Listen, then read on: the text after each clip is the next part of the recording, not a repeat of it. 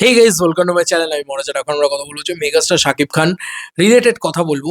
আহ, বিষয়টা হচ্ছে যে স্টার সিনেপ্লেক্স, এই যে ক্রাইম, এই যে একটা কি বলবো, এটা একটা লবিবাজি। এটা না, এটা এটা শুধু তোমাদের এখানে আছে বলে নয়, আমাদের এখানে দুর্গাপুজোয় যখন সিনেমা রিলিজ হয়, পার্টিকুলার একটা প্রোডাকশন হাউস তারা বেশি শো টেনে নিয়ে চলে যাবে। মানে তাদের ছবির ব্যানারে যে যে যে ছবিটাই হোক না কেন, তারা বেশি শো টেনে নিয়ে চলে যাবে। এটা না ইউনিভার্সাল, মানে তুমি তোমার বাংলাদেশে হচ্ছে বলে নয়, যে কোনো দেশে, যে কোনো কান্ট্রিতে, যে কোনো জায়গায় হয়তো যে পাওয়ারফুল, জোর যার মুলুক তার, ব্যাপারটা এরকম।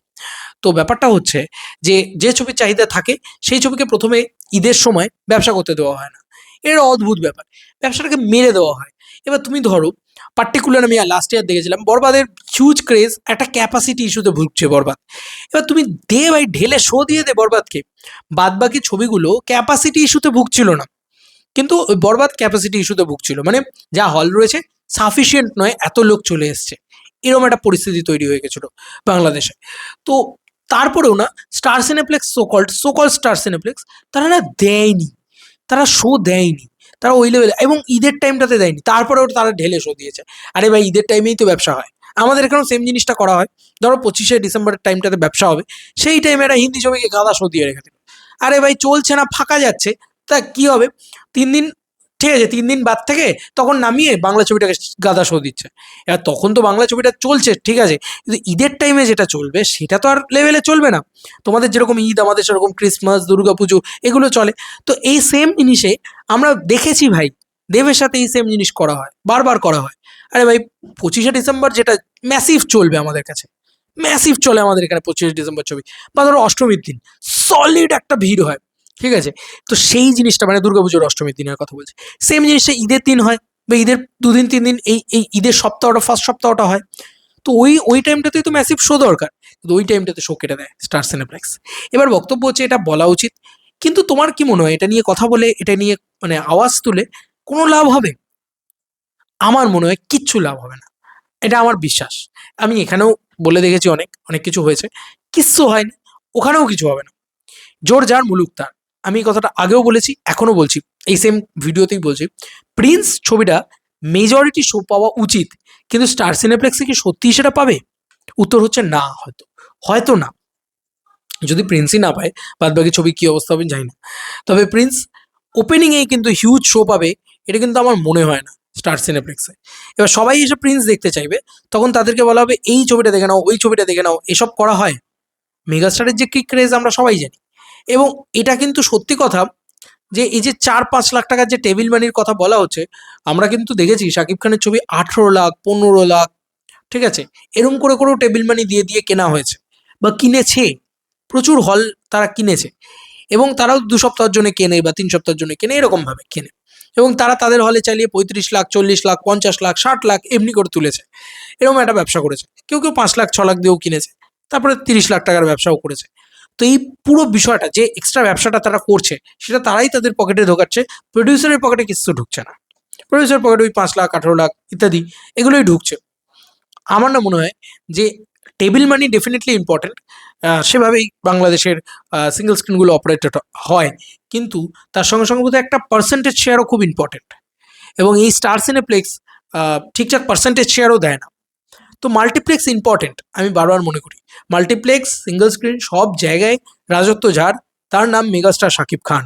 প্রিন্স সিনেমাটা সব জায়গায় রাজত্ব করবে, এইটুকু আমার বিশ্বাস, ঠিক আছে। সেখানে দাঁড়িয়ে আমি একটা কথা বলতে চাই, যে অন্য কোনো ছবি চিপকে দেবো, এইটা করা উচিত নয় আমার মনে হয়। সব ছবিকে জায়গা দাও, যে ছবির চাহিদা বেশি সেই ছবিকে মানে ঢেলে শো দিয়ে দাও ভাই, সব শো সেই ছবিকে দিয়ে দাও, চলুক না, কি আছে।